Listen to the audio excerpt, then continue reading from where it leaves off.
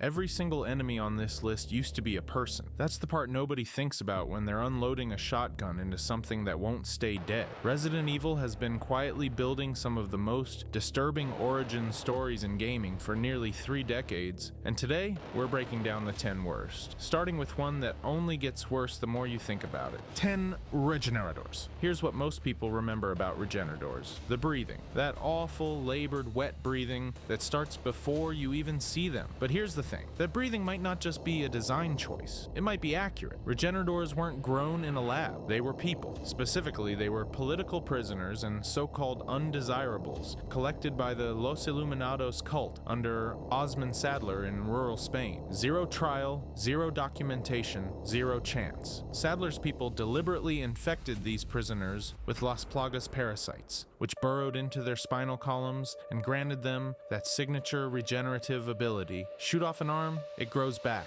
Pump 12 rounds into the torso, the flesh just knits itself together. The only way to actually kill one is to target the parasite eyes hidden along the spine, which you can't even see without a thermal scope. But the detail that keeps people up at night is the vocalizations. Regenerators don't roar, they wheeze, they moan, they make sounds uncomfortably close to a human being in extreme pain. Some players have pointed out that these noises sound less like a monster and more like someone trying to scream through a body that no longer works. Which raises a question nobody wants answered. Are they still aware in there? Because if they are, then what Sadler created wasn't a bioweapon. It was a punishment. Not executed, not imprisoned, repurposed, which is, not ideal. And that's only number 10. If conscious political prisoners trapped inside regenerating meat suits is where we're starting, brace yourself. Because up next is a creature whose transformation might have been even slower, far more agonizing. 9. Lickers. Most people see a licker and just think scary, skinless thing with a tongue, which, fair enough, but the real horror isn't what they are. It's what they were about 12 hours earlier. Lickers are the end result of extreme secondary mutations in T-virus infected humans, not lab experiments, not engineered bioweapon, regular people. We're talking Raccoon City police officers, office workers, shop owners, people who woke up that morning and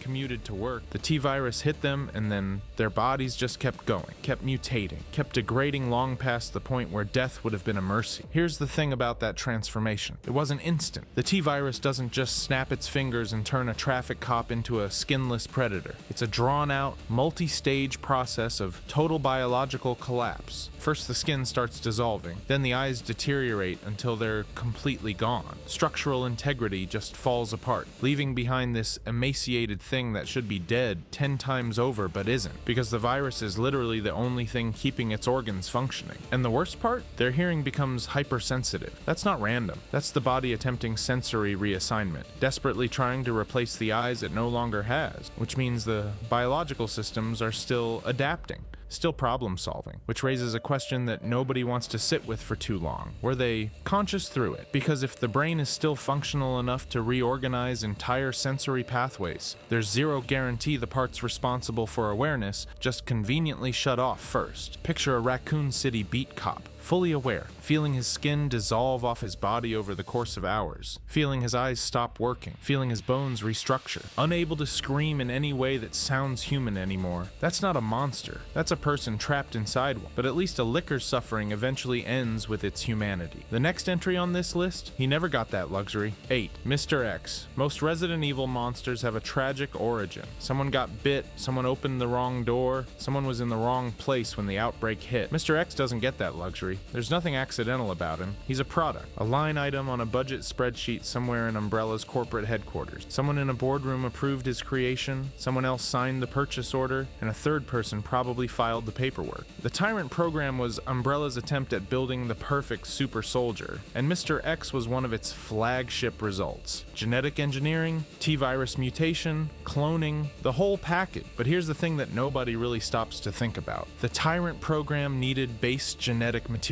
It needed a starting point, and that starting point was a human being. Umbrella sourced that material from their own people. Sergei Vladimir, a loyal Umbrella officer, provided his own genetic material for the cloning process. His body happened to be one of the rare few compatible with the T-virus at the level needed to produce a Tyrant, so Umbrella did what any reasonable corporation would do and cloned him repeatedly to manufacture an army of obedient super weapons. Where'd you get the 7-foot-tall murder machine? Oh, him? Don't worry about it. What makes Mr. X genuinely unsettling isn't the leather coat or the footsteps echoing behind you in the RPD. It's the tactical awareness. He doesn't stumble around like a zombie bumping into furniture. He tracks you. He makes decisions. He chooses routes and anticipates movement. That's not mindless programming. That's cognition. And if there's cognition, there might be a fragment of something human buried underneath all that viral mutation, some echo of the original genetic template. Fully aware but completely unable to stop any of it. The final insult is what Umbrella actually deployed him for. They didn't send Mr. X to fight a war or protect civilians. They sent him to Raccoon City to clean up their own mess. A weapon cloned from a loyal soldier, stripped of identity and autonomy, then thrown into a dying city to contain the failures of the very corporation that created him.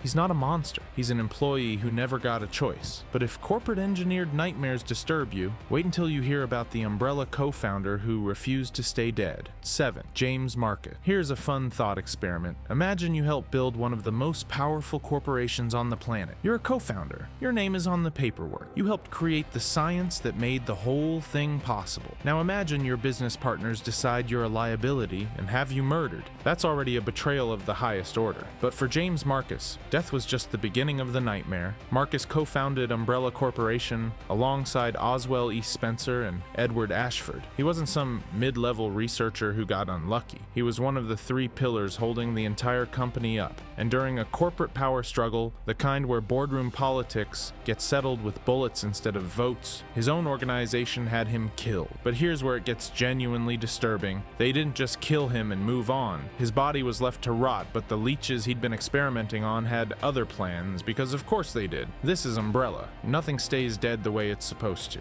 Marcus's remains were absorbed by a queen leech organism, creating a human leech chimera that should not exist in any sane universe. His body fused with a writhing colonial entity, producing something that was neither fully James Marcus nor fully leech, but some horrible intersection of both. And the worst part? The resulting creature showed signs of retaining Marcus's memories, personality fragments, behavioral patterns tracing back to the man he used to be. The canonical evidence on specifics is thin and inconsistent across source materials, which honestly makes it more unsettling, because we don't know how much of Marcus survived in there. Was it a full consciousness trapped inside a leech hive mind, screaming into a biological prison, or just echoes, like a recording playing on loop inside something that couldn't understand what it was hearing? Nobody can say for sure, and that ambiguity is the horror. This man was denied the basic dignity of staying dead. His partners murdered him, his leeches consumed him, and whatever came out the other side might have remembered every betrayal, experienced from inside a body made of thousands of squirming parasites, which is,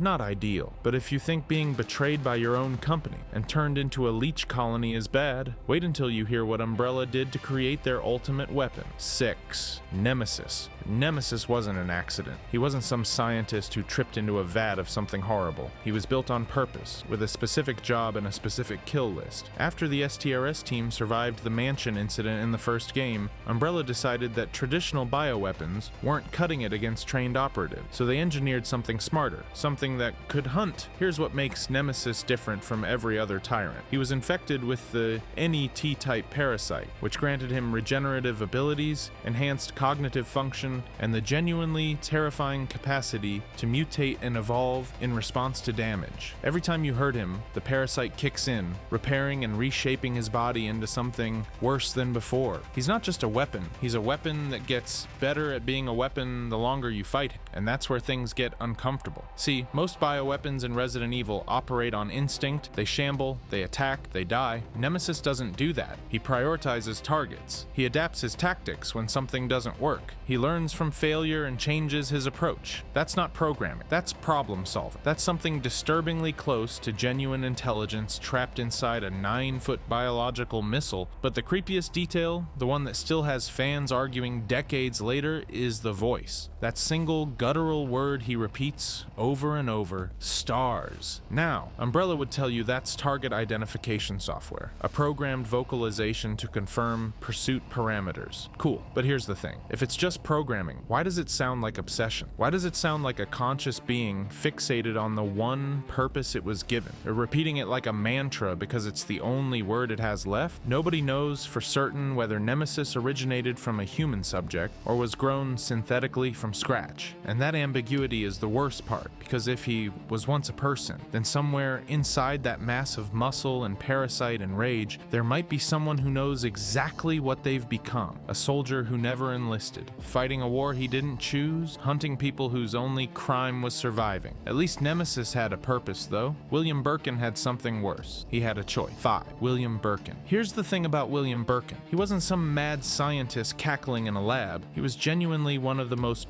brilliant biochemists Umbrella ever produced, and he knew exactly what the G-Virus was capable of, because he built it from the ground up. Every protein fold, every mutagenic property, every horrifying possibility. He understood all of it, which makes what happened next so much worse. When Umbrella's security forces showed up to seize his research, Birkin had about 30 seconds to make an impossible choice. Let them take everything he'd spent his career building, hand over the most dangerous biological weapon in human history to people he knew would misuse it, or inject himself with his own incomplete creation. He chose the needle. And the thing is, you don't just watch William Birkin become a monster, you watch him become 5 different monsters. His transformation across Resident Evil 2 happens in stages, each boss encounter revealing a body that's further gone than the last. First encounter, he's still recognizably human. Giant mutated arm, sure, but you can see his face. You can see a man in there. By the final form, there's nothing left, just a writhing mass of teeth and tissue that barely fits in the room. The player is literally watching a man lose himself in real time, and the game forces you to be the one pulling the trigger at every stage. But here's where it gets genuinely heartbreaking. Throughout the entire game, Birkin's actions appear driven by one corrupted impulse.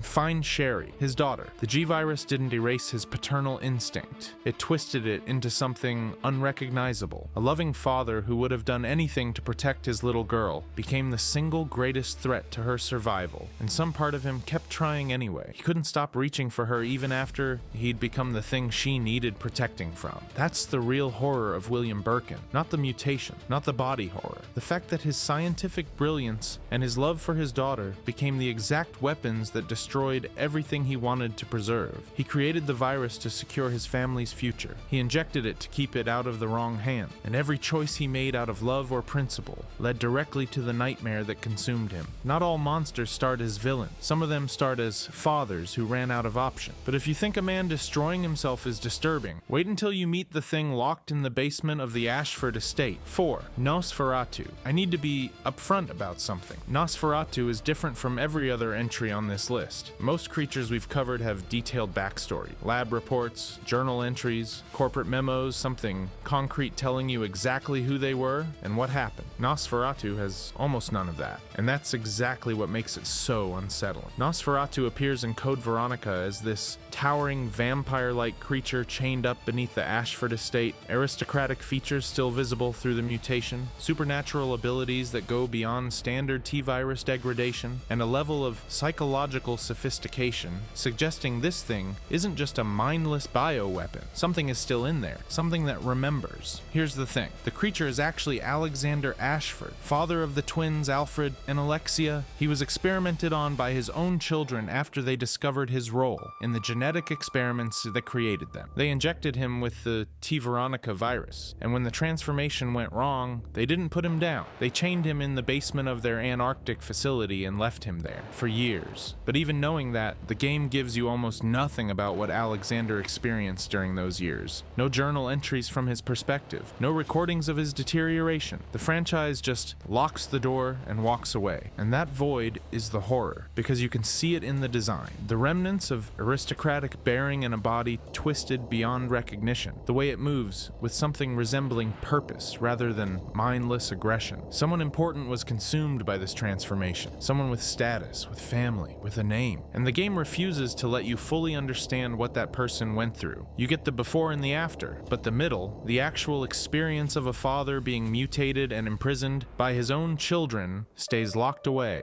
Community debate around Nosferatu often splits into two camps. Some fans argue the mystery itself is the point, that deliberately withholding Alexander's experience creates a uniquely psychological horror. Others counter that without backstory depth, Nosferatu can't carry the same tragic weight as entries like Birkin or Lisa Trevor, where you know exactly what was lost. Both sides have a point, but there's something deeply uncomfortable about a creature that clearly used to be someone, and a franchise that decided you don't get to know who. Not fully. Sometimes the scariest thing isn't what they tell you, it's what they deliberately leave out. But if Nosferatu's horror lives in the unknown, our next entry is the exact opposite. Jack Baker's tragedy is laid bare for everyone to see, and honestly, that might be worse. 3. Jack Baker. Here's the thing about Jack Baker that makes him different from almost every other entry on this list. He wasn't a scientist, he wasn't a soldier, he wasn't some corporate executive who got what was coming to him. Jack Baker was just a dad, a regular guy living a quiet life in rural Louisiana with his wife, Marguerite, his son Lucas, and his adopted daughter Zoe. The man's biggest problems before all of this were probably a leaky roof and property taxes, and then Eveline showed up. What makes Jack's story so uniquely cruel is the speed at which it happened. Which is to say, slowly, agonizingly slowly. He didn't get bitten by a zombie and turn in 30 seconds. The mold infection crept in through environmental contamination, piece by piece. A headache here, a mood swing there, skin that didn't look quite right, thoughts that didn't feel like his own. He would have had time to notice something was wrong, time to fight it, time to fail. And the worst part? Evidence throughout Resident Evil 7 suggests Jack retained conscious awareness during his transformation. This man likely watched himself become a monster, felt his mind slipping away, felt his body warping into something grotesque, and couldn't do a single thing to stop it, all while his wife and children were going through the exact same nightmare right next to him. But here's where it gets genuinely heartbreaking. Jack's violent behavior throughout the game, the relentless pursuit, the screaming, the welcome to the family, son routine. Some players have theorized that none of it was random aggression. It was corrupted protectiveness. Think about it. Before infection, Jack's entire identity revolved around being the head of his household, keeping his family together, and when the mold twisted his mind beyond recognition, that core drive didn't disappear, it just broke. His desperate attempts to drag Ethan into the family, to keep everyone at the dinner table, to maintain household unity through violence, those might have been the last fragments of a loving father trying to hold everything together through the only means his shattered brain could still process. The infection didn't just destroy Jack Baker, it weaponized his love. It took the best thing about him, his devotion to his family, and turned it into the very mechanism of their suffering. Every act of violence was potentially an act of care, filtered through a mind that no longer understood the difference, which is, not ideal. He wasn't a villain. He was a hostage inside his own body, watching his hands do things his heart would never allow. But if Jack's story is what happens when a bioweapon destroys a family from the inside, wait until you hear about the bioweapon that was designed to do exactly that from birth. 2. Eveline. Every other entry on this list started as a person. They had names, families, lives that were stolen from them. Eveline never had any of that. She was born a weapon, literally engineered from the ground up as a bioweapon in the shape of a little girl, and that distinction changes everything. Here's the thing. Eveline wasn't a human who got infected. She wasn't a scientist who made a bad call or a prisoner who got experimented on. She was created by the Connections, a criminal organization working with HCF, specifically to be a walking, talking biological weapon. Her entire cellular structure was built around the mutamycete mold organism. Every part of her, from her childlike appearance to her apparent vulnerability to the way she looked up at you with big, sad eyes, was a deliberate design choice. Not evolution, not accident, engineering. And the engineering was brilliant in the most horrifying way possible. Eveline could produce mold spores that infected anyone nearby, but that wasn't her primary function. Her real weapon was empathy. She was designed to make people feel sorry for her. A scared little girl, alone, desperate for a family. Every protective instinct you've ever had as a human being, that was her attack vector. The moment you felt bad for her, you were already infected. Which brings us to the Baker family. Jack, Marguerite, Lucas, Zoe.